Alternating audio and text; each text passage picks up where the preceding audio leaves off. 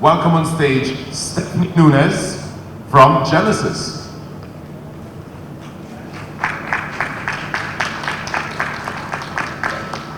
Welcome on stage. I'm not sure if I'm going to be able to talk that fast because I personally don't talk fast, but I'll do my best. We're rooting for you. Timer. Genesis Network is a blockchain proof of authority that uses consensus mechanism.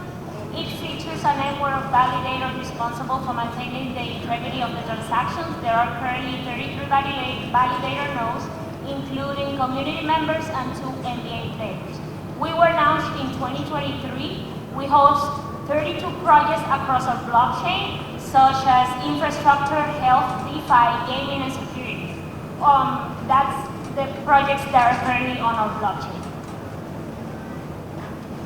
Our community is about 36,000 people, and currently we have a total value lock of $25 million with Genesis Network within our blockchain. We are listed in 3 exchanges. So here is, I'm talking about HealthLink.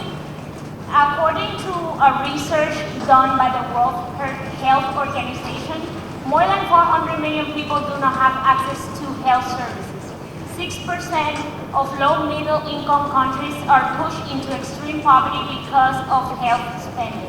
The core problem is access to healthcare infrastructure, limited access to follow-up preventative care, especially some prescriptions. HealthLink markets perspectives and advantages. In order to develop and grow in regions, online healthcare markets is in a phase of rapid growth. We saw that with COVID. HealthLink is an app essentially that allows people to connect online using Web3 and blockchain as a method of payment, and also Web2 banking system as well, like PayPal and banks. The key features of HealthLink is connection with nearby and online doctors, video calls and electronic prescriptions, multi-pharmacy system, flexible payment methods, user profiles, and informative blogs and news. That's the programming language tools that we use to build HealthLink. Solidity, Truffle, Web.js, Wallet extension, IPFS, Oracle integration with Chainlink, and security audits. Those are our competitors currently on Web2. We don't have them in LATAM, and that's in the Caribbean, and that's where our first rollout will be. We are in a seed stage, however, we have a minimum viable product available, was developed by me. And that's the advantage of blockchains in healthcare. We have data security and integrity, interoperability, transparency, patient empowerment, and streamlined processes and reduce costs. Thank you. Thank you, Stephanie, for that. That was excellent. My question is more on how are you... I'm so sorry to have to stop you. I would like to always start the timer before the judges start. I know everybody's eager to ask their questions. They're very interesting pitches. And by the way, this was the very last pitch of the day, so please, a round of applause to all the pitches so far. And without further ado, let's start the 4 minutes on the screen. And you're on. Thanks, Stephanie, for that. Actually, my question is, in emerging markets like Latin America, where people are just getting adjusted to conventional systems, how are you educating your doctors and your patients and healthcare insurers to adapt to this new technology, which is already so scary for us to get emerging markets? So how are you doing that? Of course. In our vision, we will work, and actually we are in contact with Omar Fernandez, which is a senator in the Dominican Republic, where we're planning to launch HealthLink. And we're gonna use regular doctors and nurses to train them, also public figures, to launch marketing educational initiative towards the regions and outreach clinics where they can test and educate themselves with the technology and how to use them. Won't that be a lot of cost? Currently, we come with an infrastructure to get with those costs because we have a liquid project, which is Genesis Network. So we are basically working in our blockchain, and Genesis currently is generating revenue. Question. So, and we are also self-funding HealthLink and other apps within the ecosystem. Quick question here. You said you're going to start with the Dominican Republic, right? Our idea is in the Dominican Republic because that's where two of the core teams are, including myself, and also in Mexico, in Tamaulipas. Okay, I have two questions. One, why, you kind of explain why the Dominican Republic. And the second is a kind of follow-up question with her. I'm from Brazil, so I'm from Latin America as well, okay?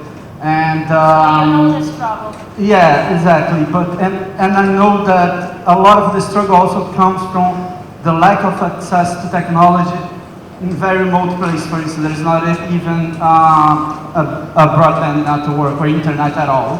It's usually done by paper, and it's even with government initiatives. So how do you plan to overcome this hurdle? Well, you know, as time passed by, people have way more access to smartphones than in any time in history.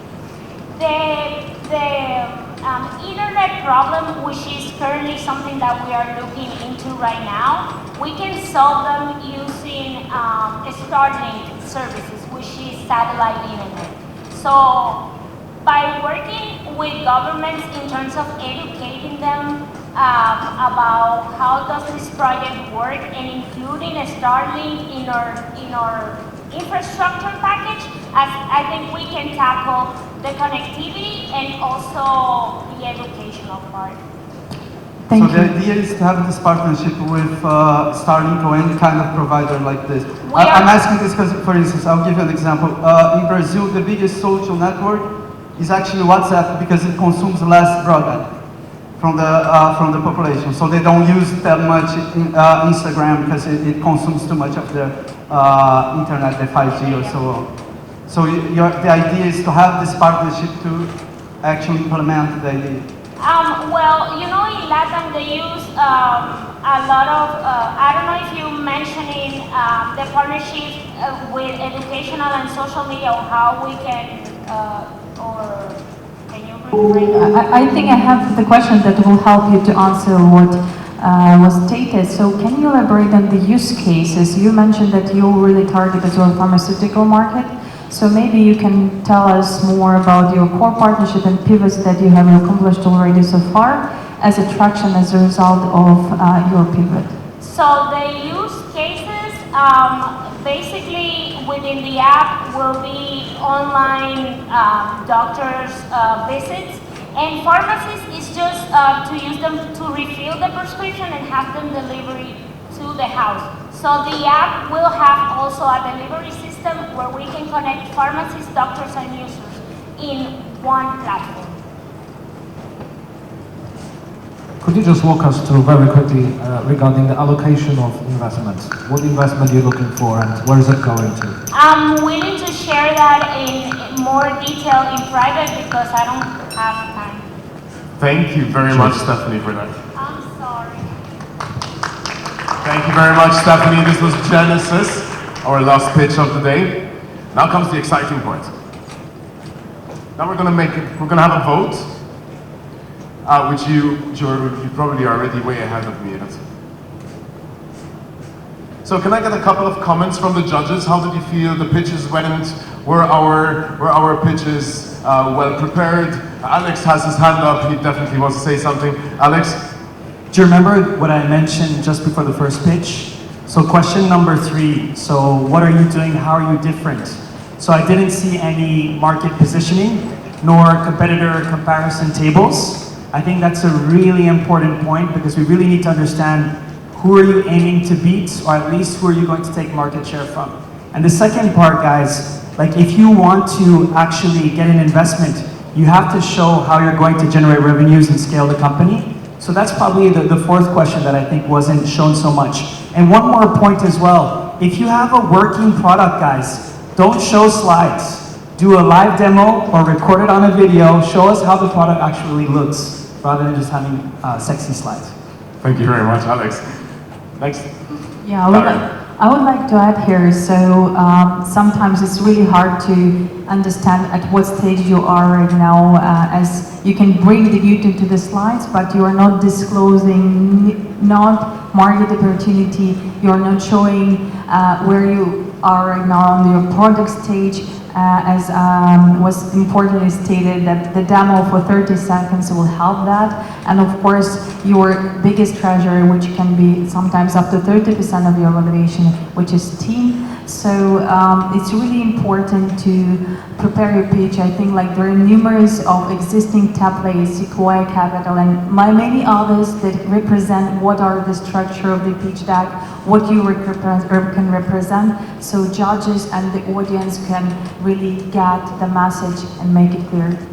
To me, to highlight the positive note that I took, half of the startups here that presented, and actually another one that ended up not presenting, unfortunately, they brought actually solutions to more social problems, credit scores, it was vision, impaired vision, for the one that didn't show up, the last one for health, global health. So I think it's interesting to see people using the technology to solve problems that still impact most of the population. Might not impact us, but it still impact the majority of the population. So that was a very good note for this pitch competition.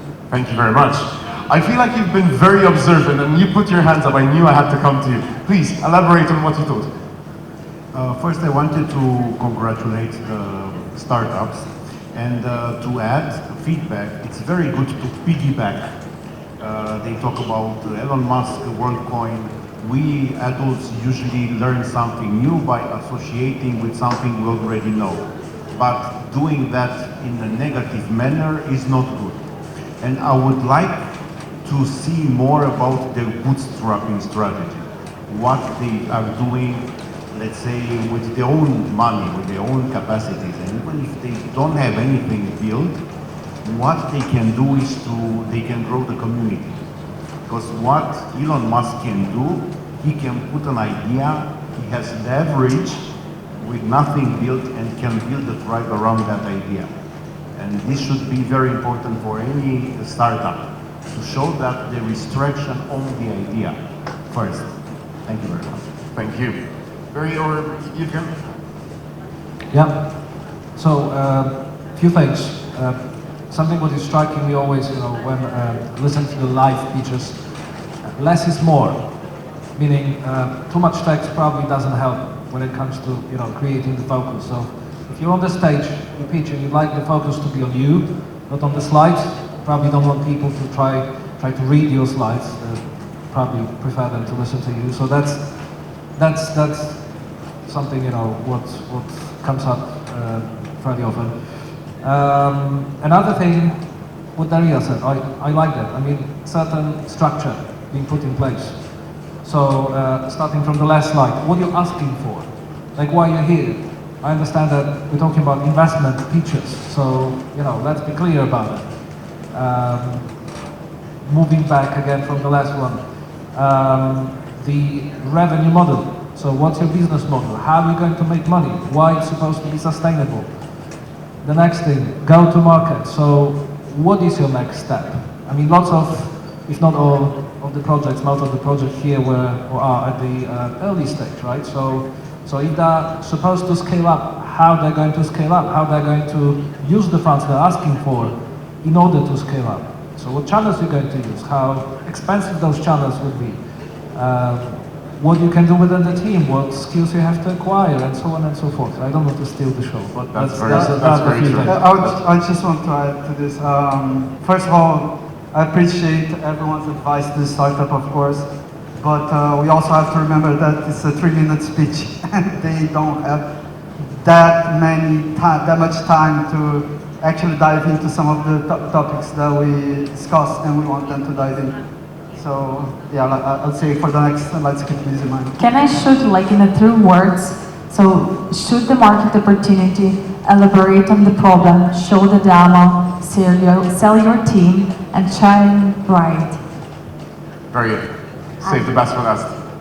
I'll keep it brief, but I think for startups that are building on new technology like this, there's already a huge responsibility of proving themselves, and that's scary by itself. And I think the way to navigate that is to keep it simple. Don't show us the big picture that the big guys are doing. We already read enough about them. We don't want to know about them. We want to know about you. The fact that you're called a startup is because you are in a starting phase. So talking about such a big picture of billions of dollars is really not going to help in serving your purpose and selling yourself. So I think keep it simple, but the focus is so important in a technology company, because we all know that technology can take 100 different directions. So keep that focus and tell us that one thing that you're focusing on. It's very important. Thank you very much.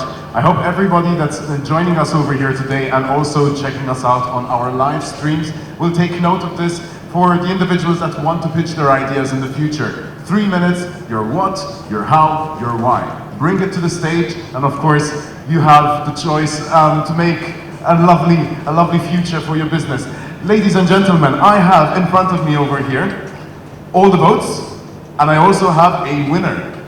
And I would like to bring on stage a person I thought would win as well. I really love this pitch, very well elaborated. Ladies and gentlemen, I would love for you to all make a round of applause for Genesis. Congratulations.